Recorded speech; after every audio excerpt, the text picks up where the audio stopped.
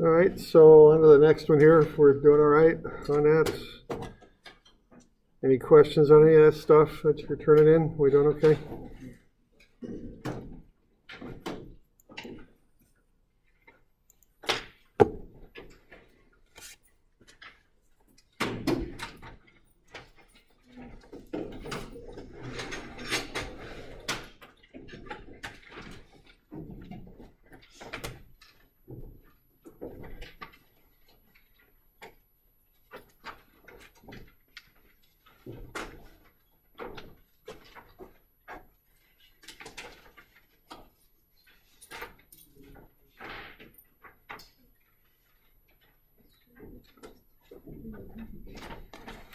So we'll look at the statically indeterminate stuff. Now, if you remember from statics, you can only do so much with statics equations. In one dimension, you can only handle one unknown. Of course, in 2 dimensions, it's 3 unknowns. And in 3 dimensions, it's 6 unknowns. And sometimes you get more unknowns than you got statics equations to solve for. So you got to look to other tools to solve, and one of the tools is strength of materials. It's kind of the way you start to solve out statically indeterminate stuff. So here's a good example there. They've got these overpass going around. They got these concrete piers.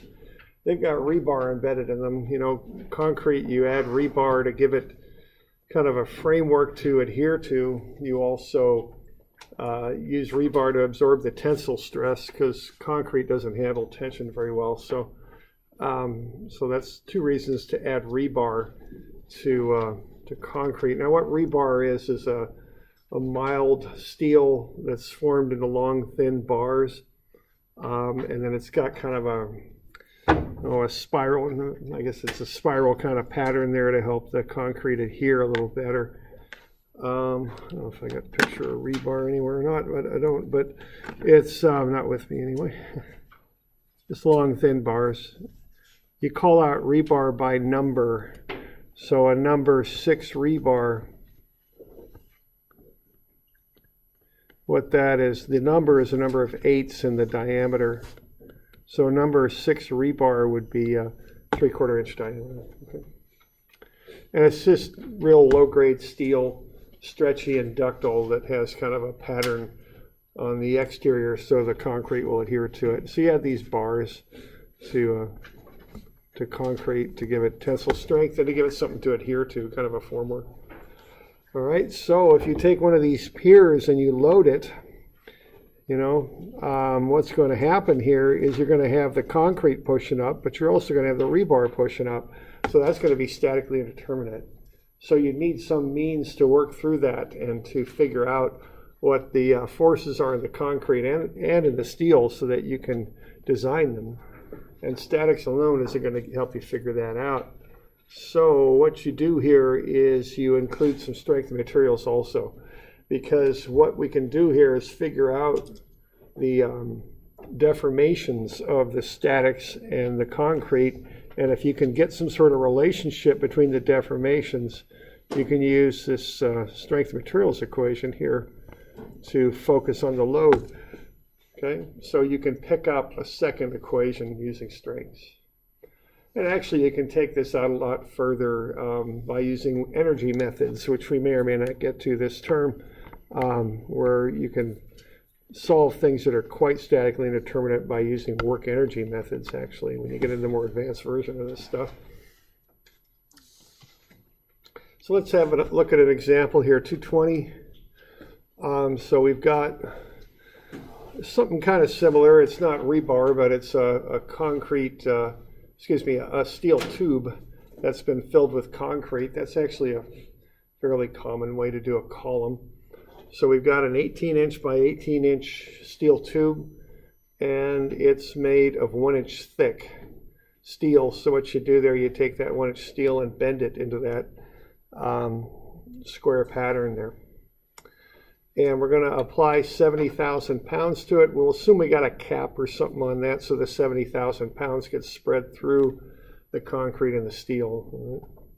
And what we'd like to do would be to find the force in the concrete and in the steel. So how much of that 70,000 pounds is taken up by the concrete and how much by the steel. And we'd also like to know how much the thing deforms, how much it deflects. Okay. So that's what we'll do here, and we'll use strengths as an extra tool to help us do that. So some of this stuff, you know, I've done already for you here. So we've got the area of the concrete and the area of the steel. So what I'm doing there, the area of the concrete is 16 inches by 16 inches, 256. And then the area of the steel is 18 by 18, which is the outer dimensions of that box minus the area of the concrete. So that gets you 68 inches squared for the steel. Okay. So we'll start off with that, because we know we're going to use the delta as PL over AE equation there. So we just want to get those areas figured out. All right, and then what we do is we use statics. Now this isn't going to get us all the answers we want, but it's part of the answers. So we want to go ahead and come up with a statics equation. And it's a pretty basic one. It's just sum of Fy is 0. So we got 70,000 pounds down and the steel and the concrete pushing up. So the load in the steel plus the load in the concrete is 70,000. You know, not really rocket science there. I mean, the sum of the forces in the two materials is going to equal the applied load. That's really about all we got going on there. So what we can do, we can solve it either way. Either the load in the steel is 70,000 minus the load in the concrete, or it's the other way around. The load in the concrete is 70,000 minus the load in the steel. Okay. So that's what we can do with statics, and it's not a whole lot, but that's what we can do with it. Now the next thing here to do is to use strengths, and the way you use strengths in these situations is you look at delta, and that's, you know, PL over AE, the load times the length divided by the area divided by the modulus of elasticity. So you use that equation there. And what you can do there is somehow equate the deltas together. Now this one's going to be pretty straightforward, because if you push down on this pier here and everything's connected, the concrete and the steel are connected, they're going to move together. So what you would get then is delta in the steel is going to equal delta in the concrete. So that's a pretty simple relationship that we can use there. So what we've got here is delta steel is equal to delta concrete, and what that's going to be is PL over AE for each of them. So what we would want to do then would be to start to work that out. Put in delta, L, A, and E for each material, and then set them equal to each other. I'm sorry, P, L, A, and E.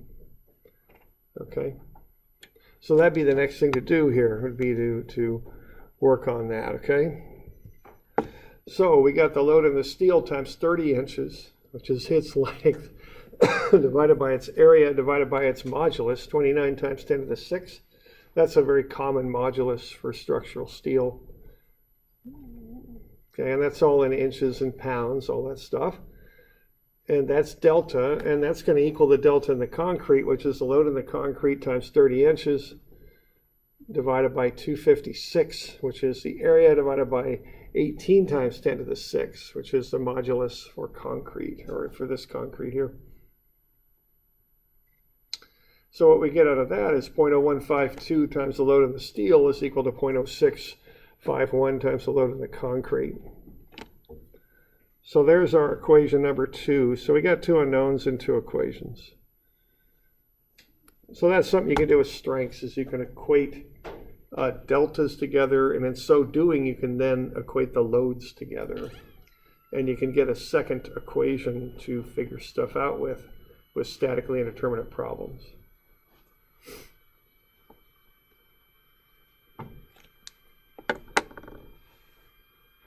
Okay. Now you can solve that thing either way. You can divide through by 0.0152 or divide through by 0.0651, either one.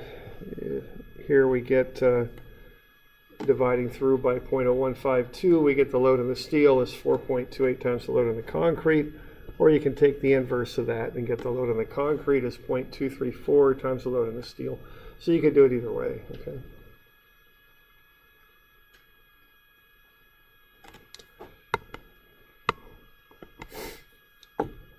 And then once you've got that, you can substitute that in. Substitute what we got up above from the statics. So 70,000 times or minus the load in the steel is equal to the load in the concrete. So I can put that in there, or I can take 70,000 minus the load in the concrete is the load in the steel. I can do that, put that there. Either way. And then multiply through by, and just work those equations. So 4.28 times 70,000 minus the load in the steel is the load in the steel. Or the load in the concrete is 0.234 times 70,000 minus the load in the concrete. So I'm just working two equations and two unknowns is all I'm doing there. And then I can multiply through on the left-hand side by 4.28. I'll get that expression, bring the 4.28 times the load in the steel over. It's 5.28. Load in the steel is 299,600, so the load in the steel is 56,742. Okay.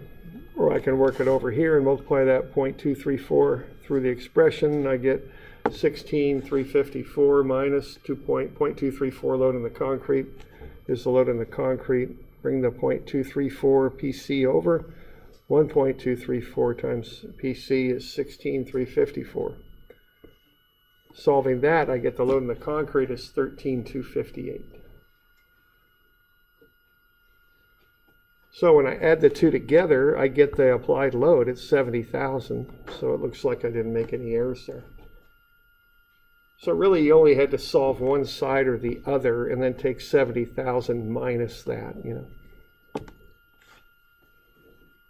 I kind of overkilled the solution there. You can solve it either way. All right, so this is used for statically indeterminate stuff. It's you can use strengths to generate another equation. In addition to what you can generate from statics, you can do that, okay? And the way you do it is you equate the deltas of the two materials together and then use delta as PL over AE. So by equating the deltas together, you can equate the loads together, and that gets you just another equation you can use on this stuff, okay?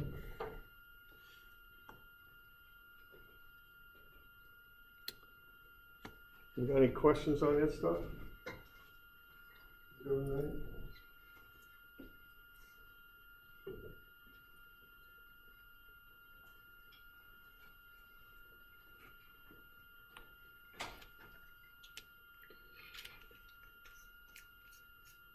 Okay. Now we can do more with this, but this is a start, okay? We got all that.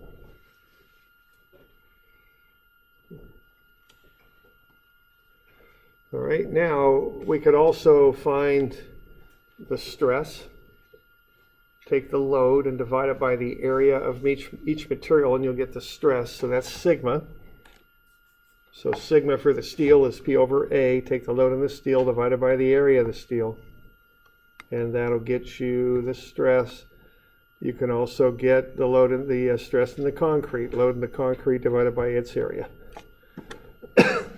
You can compare that to the allowable loads, okay? So we have the allowable stresses over there. Both of those are less by quite a bit, so we're good. We can apply these loads to that material and we should be fine. If we apply those loads to that here, we're not going to overload the steel or the concrete, we're fine. And then we can also figure out the deltas, PL over AE, because we got the load in the steel and the concrete now. We got A, we got E, we got L. So just plug them in, you'll get the deltas. 0.000863 for each case, which it should be. So it's always good to check these, There's a fair amount of calculations in this stuff, so we just want to, to be sure that we check the deltas. They should equal each other in this case.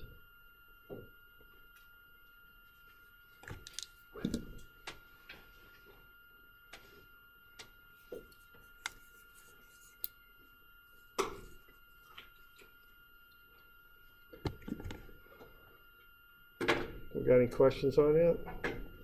You doing all right?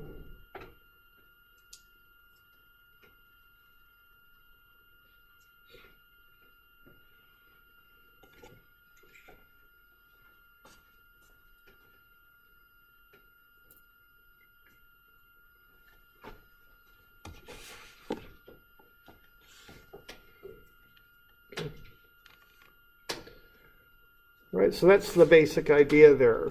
So if you got something statically indeterminate, you can equate the deltas together. If you got two materials and using deltas PL over AE, you can then equate the loads, the P together, and then that'll help you solve it, a statically indeterminate problem. Okay.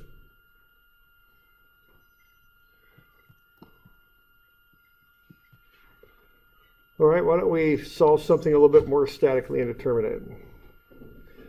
So notice here we got 3 supports for the roof, okay?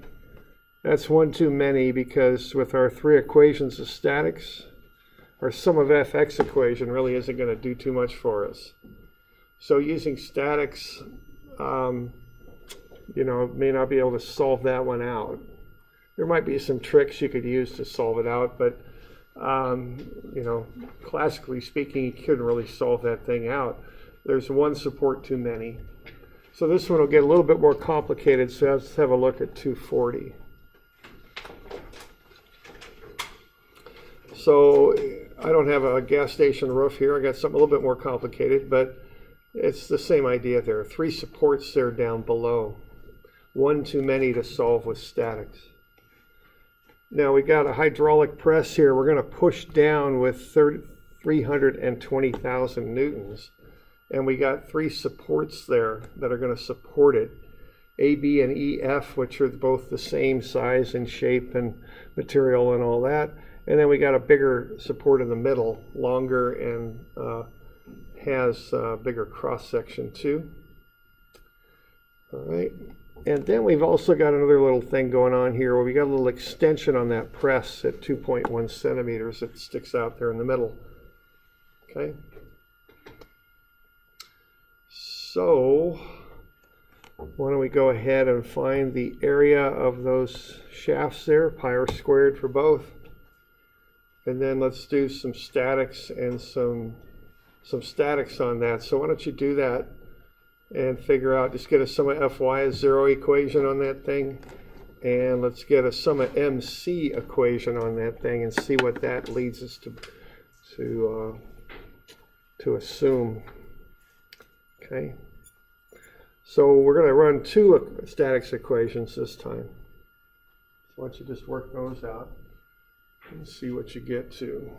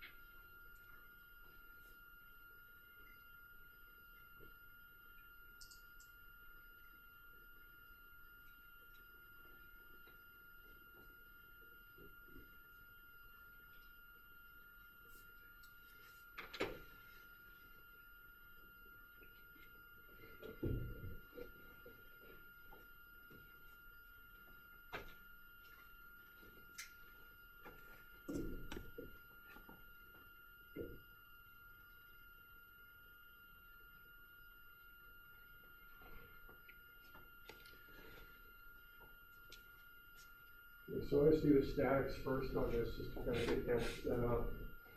And then I throw the dynamics at her, the strength materials at it. These are taking classes.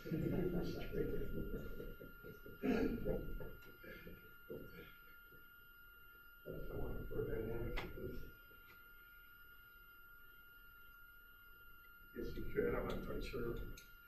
Maybe some more energy, that might work.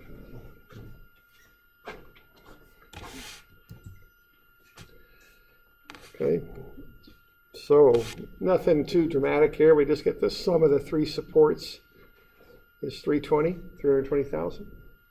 And then using the moment about C, you'll just get that the force in AB equals the force in EF. Okay. So that's what we can conclude from statics.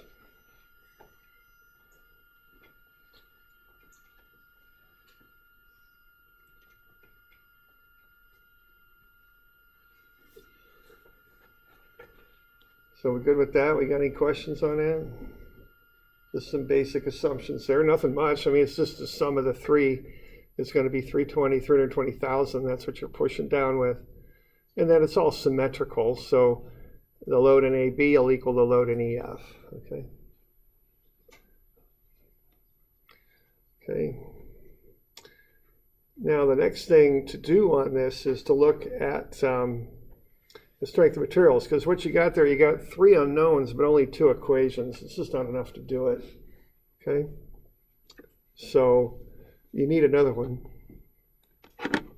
So what we're going to have to look at are the deltas. All right. So we got delta AB, and then we got delta CD.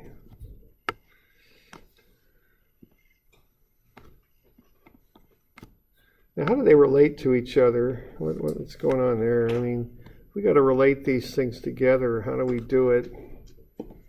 Which one's bigger?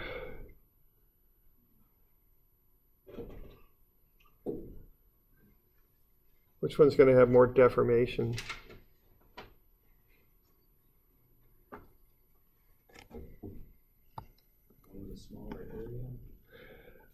Actually, that press is just going to push straight down. So it's not really a function of their area and E and all that.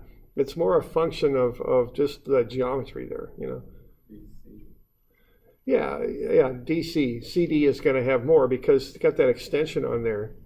So CD is going to have more deformation. Now we want to put together an equality. So we add that extension to AB, all right? Because we want to make them equal.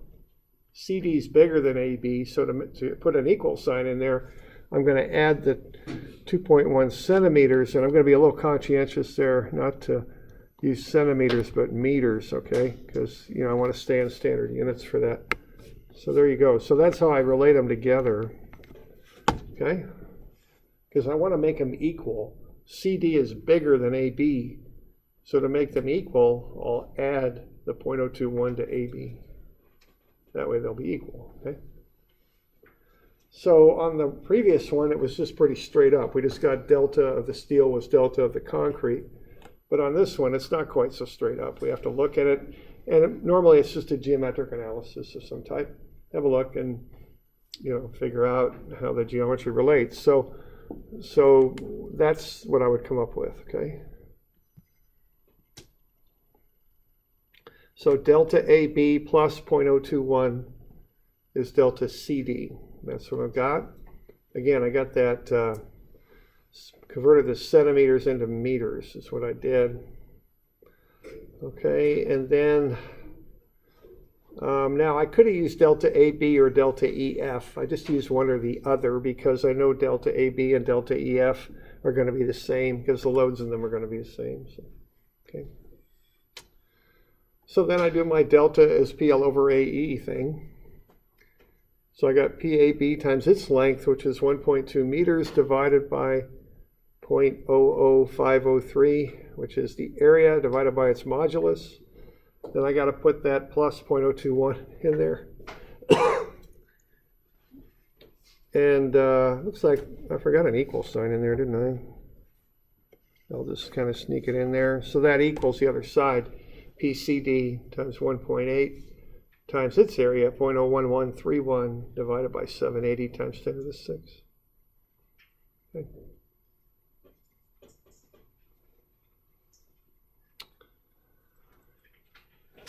Okay, and then I just have to work through the algebra.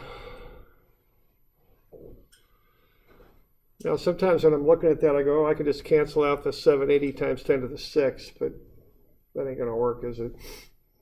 Because I don't got one of them under the deformation. See, that doesn't have anything underneath it, so I can't cancel it out. Okay. So I just went ahead and worked everything out, and as happens in strengths, you get these really small numbers or really big numbers. In this case, it's really small numbers. And, you know, those things always kind of confuse me when I'm trying to do algebra. So what I figured I'd do there would be to pick the smallest one, which is 0.204 times 10 to the minus 6, and divide everything through by it. That way I get something, you know, a little that I can just handle a little bit easier. I'm just doing this because I'm not very bright, and it just helps me. But, you know, you don't have to do that, but it helped me to do it, so that's what I did, okay? All right, so I get 1.5 PAB plus 102,941 is PCD. So that's my third equation.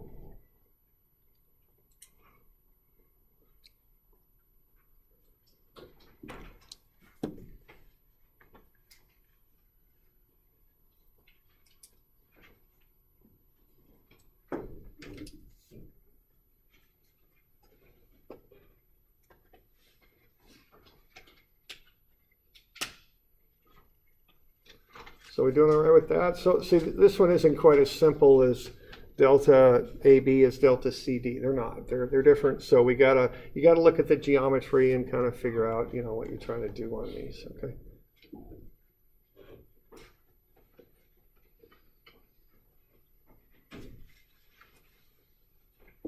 Okay.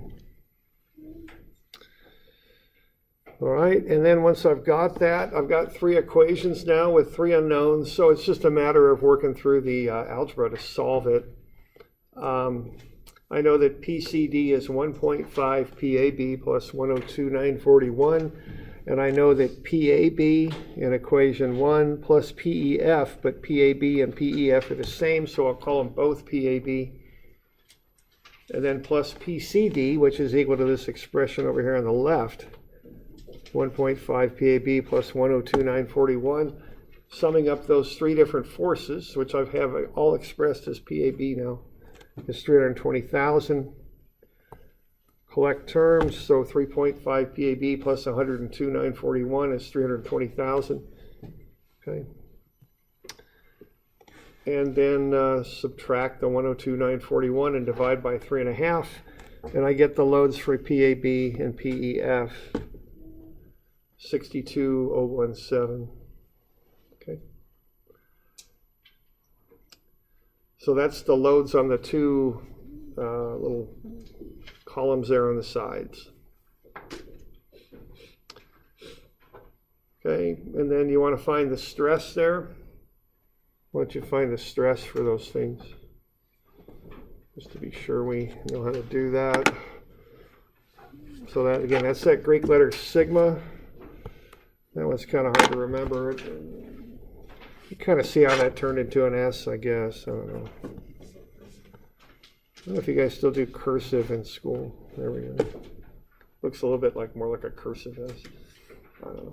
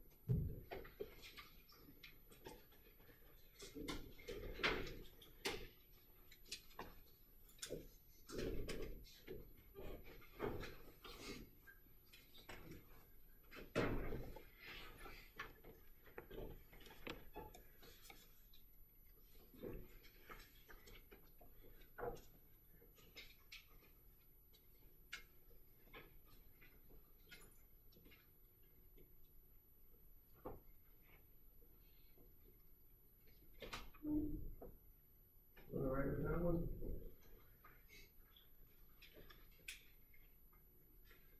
You're gonna start remembering your Greek letters. That's why I'm asking you this stuff. That stress is what it is.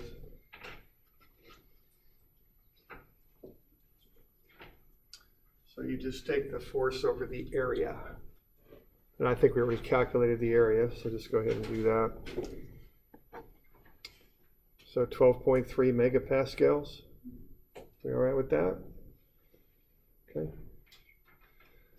So again, this stuff isn't, especially at the beginning, it's not rocket science. There's just so much of it as a thing. So just stay up with it, you know.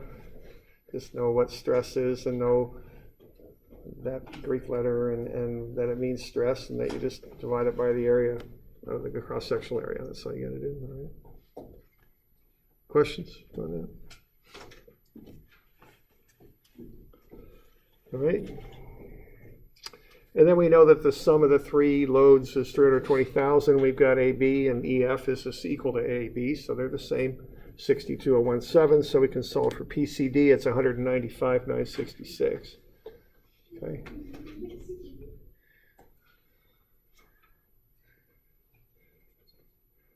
All right. And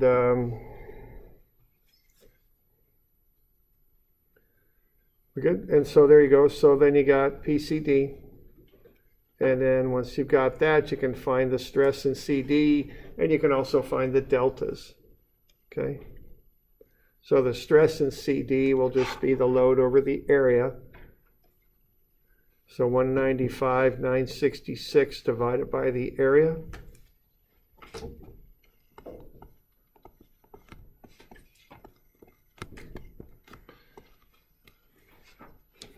And that'll get you the stress. Why don't you run the numbers for delta while I'm finding that area there, whatever it is.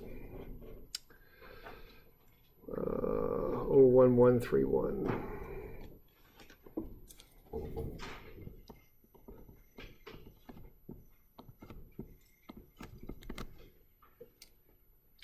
So once you get those deltas figured out, quite often the problem will ask for delta. It's often something you want to know, how far something's going to deform and all that. But another good reason to find delta is it's a way to check your answer, just to be sure you didn't bust anything, okay?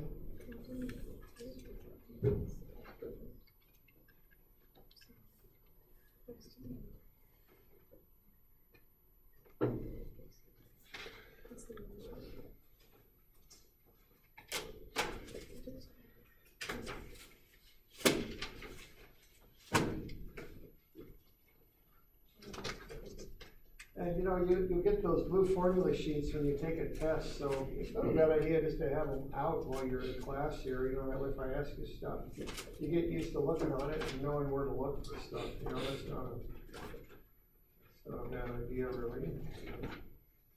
Just to remember where things are.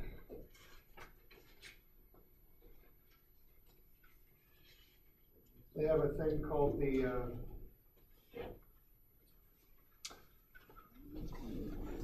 what do they call it? I guess we used to call it, well, it's the FLS, fundamental, or no, not FLS, it's the PE, that's right, EIT exam. And it used to be you could bring any book you wanted in there, and so people would bring these, it covers everything in engineering. People are bringing like shopping carts full of books, but the problem is they couldn't find anything in their books. So thing to do is to mark all the pages, you know, or where stuff's at, or to have a nice formula sheet with the simple formulas. The key to that exam was to organize everything. It's a little different these days because now I think they give you a reference book, but if they allow you to mark it up, I get the thing indexed so you can get right to where you need to go and find it. Again, it's one of those kind of little test-taking skills, maybe not applicable to life after school, but it does help in school and those types of things. So, you know, get the thing organized so you can find what you need quick. Yeah, you'll probably be taking that test end of junior year, beginning of senior year, somewhere in there. Now, if you're a civil engineer, you know, you definitely want to take that dang thing because civil's got to be registered to really, you know, make a good living at it. Mechanicals, you know, I would do it just to have a stamp. It's a good thing to have. But y'all know what I'm talking about, or am I just kind of, you know? So what the deal is if you're an engineer, if you're going to do work that's actually affects public safety, I think really is the nature of it, you have to stamp it, okay? So somebody has to stamp the drawing. It's like being a doctor and having a license to practice medicine or anything like that. It's a professional certification. So if someone designs a road, there has to be a professional engineer who stamps it. Okay? And to get that certification, you have to become a professional engineer. And that requires that you pass a preliminary exam called the EIT, Engineer and Training Exam. And then in most states, it's 4 years of experience with 2 years of responsible charge after that. And then you take a professional engineer's exam. And if you got the experience, and you have other professional engineers sign off on your experience, you pass the professional engineer's exam, then you're a licensed engineer and you can practice on your own. That's really applicable to civil because you can't do much anything in civil unless you're licensed. Other fields, it's a little bit more variable depending on what you're doing. Okay. So that process starts with the engineer and training exam. And what that is a review of all these different things you do in engineering, a really broad and very shallow overview of what you do in engineering. So if there is any possibility you're going to be a professional engineer, you take that EIT exam right when you're in school, because that's when all this stuff is fresh in your mind. Because when you go out to work, you're going to specialize in something, and you're going to forget about thermodynamics and advanced tensor calculus, and you know, maybe some of this stuff you'll forget if you're doing chemical stuff, you know. So and normally you take that at the end of your junior year, beginning of your senior year. So just get that on your calendar and remember that. The last thing you want to do is be a 28-year-old person who hasn't been in school for 6 years and has to take the EIT exam. That is a very miserable experience because it covers all this stuff you probably haven't seen for 6 years, and you got to learn it all over again. So if there's any chance you want to be a PE, professional engineer, take that EIT exam in school. Bang, just get out of the way. It lasts forever, so once you got it, you got it. The PE exam is much more focused on different fields of specialization, but the EIT is very broad in general. Okay. So I guess you weren't looking for that today, but you got it. So, but I think it's decent advice, really. Okay, so delta, what do we got? PL over AE, right? We all know that's the formula for that. And that's right on your formula sheet, upper left, right there. So just plug those things in and you'll get delta.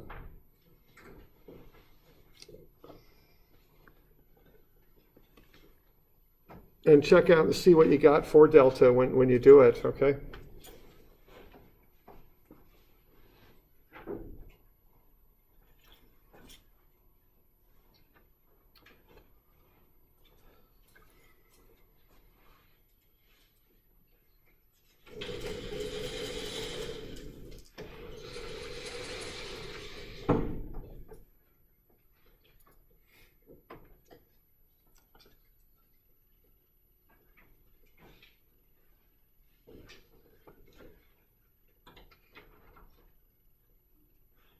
Okay, so just get PL over AE for the both of them.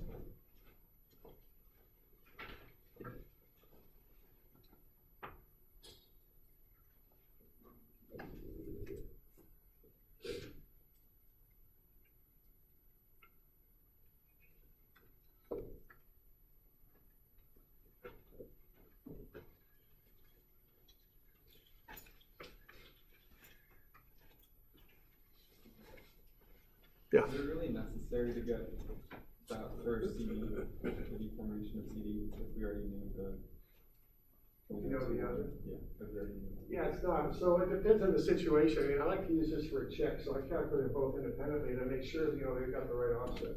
But if you're on a test or something, you're absolutely right. You're in a hurry. I wouldn't do it twice. So it just kind of situational, you know.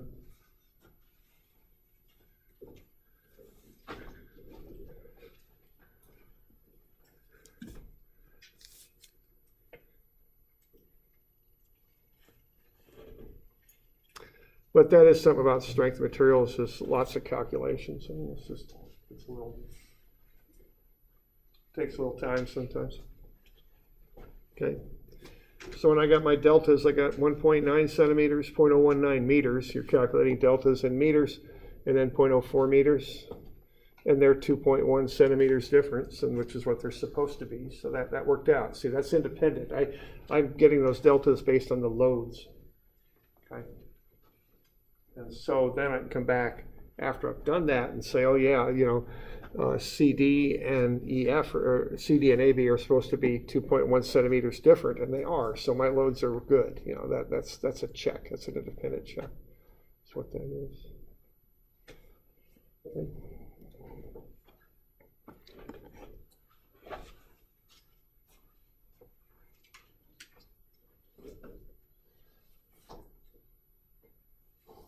Good on that?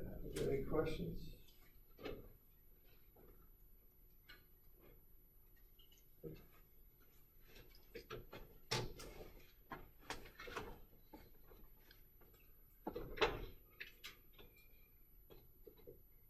Okay. Now let's see. I'll get you a couple of these to do for next week. So 161 and 162. Those are going to be due on Wednesday. And today's Wednesday. It's at the 18th, I think. Okay.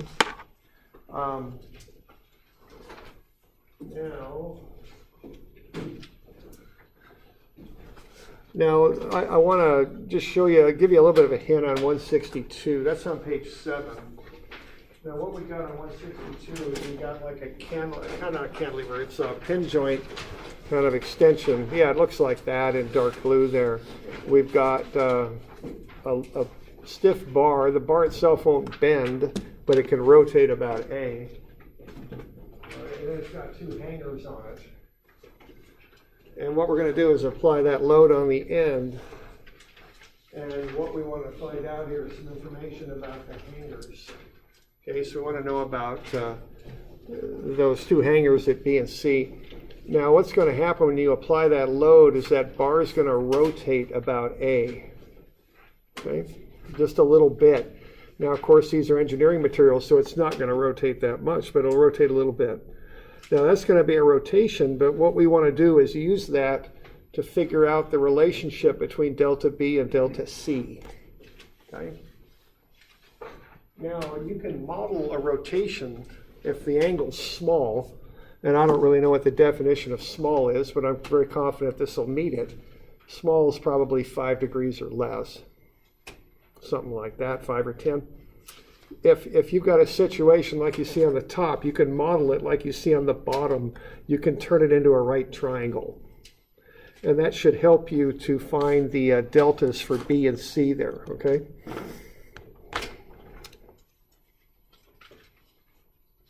So what you can do, you can take that that bar as it rotates about A, and instead of considering it to be a rotation, look at it like a right triangle.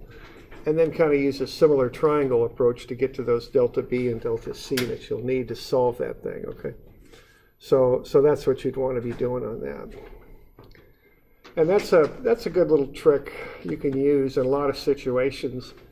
You know, I've done some surveying where we've made that approximation and it works just fine as long as the angles are small. So that's all good, okay? So you got any questions on that for 162? Okay, we're good? All right, so we'll call it good.